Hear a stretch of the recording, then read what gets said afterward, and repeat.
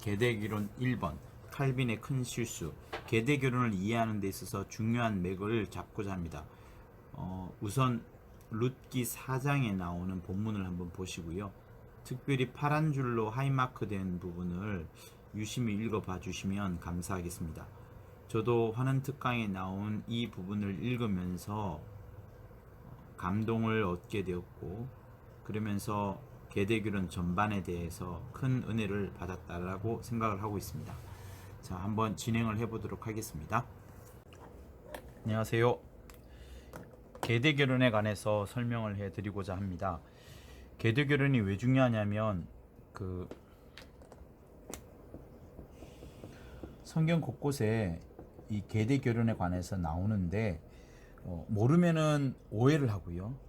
오해를 하면 이 계대결혼을 하고 있는 사람들을 창녀 혹은 부정한 사람, 타락한 사람 이렇게 보게 되고요. 그래서 이 계대결혼을 하고 있는 사람들을 통해서 하나님의 어떤 뜻을 심각하게 왜곡을 하게 됩니다. 그래서 이 계대결혼에 관해서 함께 알아놓을 필요가 있다라고 꼭 생각을 하게 되었고, 그 계기는 시몬의 환원특강 2020년 7월 17일 날 후반부에서 그 룻기 4장에 나온 부분을 대해 설명할 때 그때 큰 감동을 받았던 부분들이 있습니다. 그러니까 룻기 4장에 보면 세 종류의 가족이 나와요. 레아와 그 다음에 라헬, 그죠? 그리고 다윗, 다말과 유다, 그리고 룻과 보아스, 이 가정이 세 가정이 나옵니다. 이 세 가정에 대한 이야기가 공통점이라고 룻기 4장을 말하고 있는데, 요 두 가정은 요 가정 말고 요 두 가정은 계대 결혼과 관련돼 있어요. 그래서 계대 결혼에 대해서 모르면은 계속 오해를 할 수밖에 없기 때문에 그 설명을 짧게 한번 하고자 하는 것입니다. 그래서 우선은 계대 결혼에 관해서 먼저 설명할 필요가 꼭 있습니다. 그래서 계대 결혼을 먼저 설명을 해드리도록 하겠습니다. 계대 결혼은 대를 이어가다 할 때의 대자고요. 이게 되겠죠. 계자는 이렇게 쓰고 이렇게 쓰는, 우리 계속하다 할 때 계자 있잖아요. 그 계자를 쓰는 거예요. 그래서 대를 이어가기 위한 결혼, 이렇게 봅니다. 그래서 모든 결혼은 남자와 여자가 결혼을 하는 거지만, 남자와 여자가 하나 되는 것보다도 둘 사이에 자식이 있게 하는 거, 이게 핵심입니다.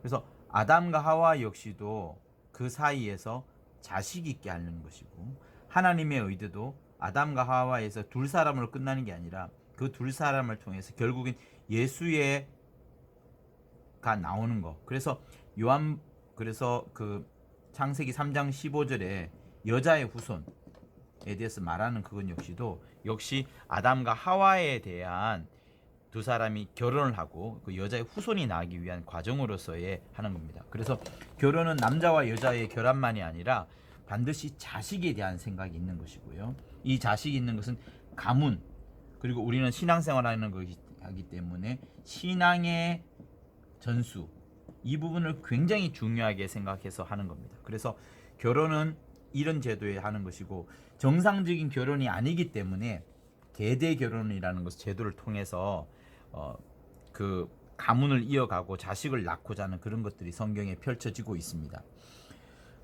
계대 결혼을 다른 말로 말하면 이제 형사 취수제라고 하기도 해요. 영어로는 레비레이트 이렇게 하고요. 근데 형사 취수제가 뜻이 뭐냐면, 형이 죽을 샀을 때 취하다, 형수를 취하다 하는 그것입니다. 그러니까 말만 들으면 동생이 형의 아내와 결혼을 한다 하는 그런 제도이기 때문에 좀 우리의 윤리적 입장, 도덕적 입장과는 좀 거리가 있을 수가 있습니다. 그러나 이것을 그렇지 않다라고 말하기 위하여서 율법으로 신명기 25장에서 이 형사 취수제 혹은 계대 결혼을 아예 못 박아 놓고 있습니다. 그래서 이 제도에 대해서 꼭 알 필요가 있다라고 저는 생각을 하고요. 우선 그래서 계대 결혼의 다른 또 취지를 한번 보면은요. 여러분 알다시피 그 요한복음 4장에 사마리아 여인이 나옵니다. 사마리아 여인과 예수께서 대화를 나누죠. 그때 예수께서 내 남편이에 대해서 물어보죠. 그래서 지금 있는 5 남편도 내 남편이 아니고 플러스 1명 더 있는 남편도 역시 남편이 아니라고 말하는데, 이거 역시도 계대 결혼에 관련 내용입니다. 근데 이 계대 결혼에 대한 내용을 잘 모르는 그 종교개혁가인 칼빈이 이 사마리아 여인을 계대 결혼에 대한 취지를 모르고 제도를 모르는 상황에서 사마리아 여인을 부정한 여자, 도덕적으로 타락한 여자, 성적으로 문란한 여자라고 이제 해석을 했고, 그렇게 설명을 해댔습니다.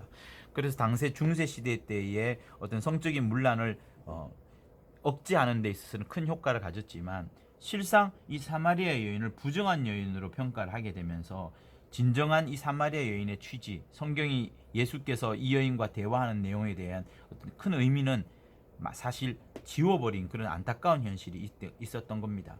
그러나 계대 결혼의 취지를 안다 그러면 칼빈의 해석이 얼마나 틀렸는지에 대해서도 알 수 있고요.